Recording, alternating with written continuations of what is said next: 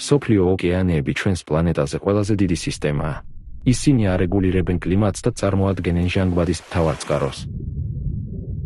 ოკეანე და ატმოსფერო ქმნიან ერთიან კლიმატურ სისტემას. წყალს აქვს უნიკალური უნარი და აგროვოს უზარმაზარი რაოდენობით სითბო, თანდათანობით გაზარდოს მისი ტემპერატურა. ეს დაგროვილი სითბო თანაბრად ნაწილდება მთელ მსოფლიოში და გამოიყოფა ატმოსფეროში.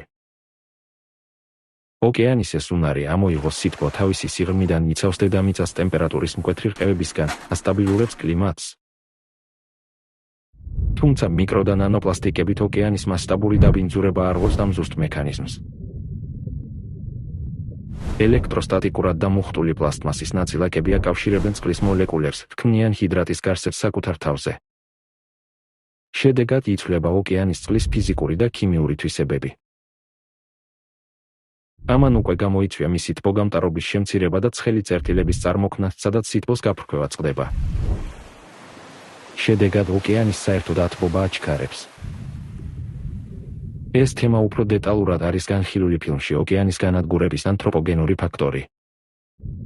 ოკეანის ზედმეტი გათბობა თავის მხრივ ზრდის აორთქლებას და არღვევს ატმოსფერულ ცირკულაციას.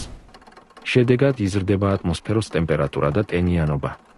დამუხტული ნანოპლასტიკური ნაწილაკები მოქმედებენ როგორც კონდენსაციის ბირთვები. ეს იწვევს წყლის წვეთების გაკინვას ატმოსფეროს ქვედა ფენებში და უფრო მაღალ ტემპერატურაზე, 4-დან 10 გრადუს ცელსიუსამდე. ეს აჩქარებს ღრუბლების წარმოქმნას და იწვევს ანომალიურ მოვლენებს, როგორიცაა დიდი სეთქვა, ძლიერი წვიმები და ჰიდროლოგიური ციკლის დარღვევები. დამუხტული პლასტმასის ნაწილაკები უკვე მონაწილეობენ ამინდის ფორმირებაში. ისინი გავლენას ახდენენ ფრენის უსაფრთხოებაზე, ღრუბლების წარმოქმნაზე და ნალექების ადგილმდებარეობასა და ხასიათზეც კი. ეს ნიშნავს, რომ მიკროპლასტმასი უკვე კლიმატის ცვლილებისადმი აქტიური მასალაა. ჩვენ ვიცით, როგორ იქცევიან ჰაერში მოხვედრილი ნაწილაკები. ისინი ხელს უწყობენ ღრუბლების წარმოქმნას. როდესაც ჰაერში მოხვედრილი ნაწილაკები არსებობს, წყლის ორთქლი მათ ეკვრება და ღრუბლებს წარმოქმნის. ამიტომ მნიშვნელოვანია გავიგოთ ნანონაწილაკების გავლენა ღრუბლების წარმოქმნაზე.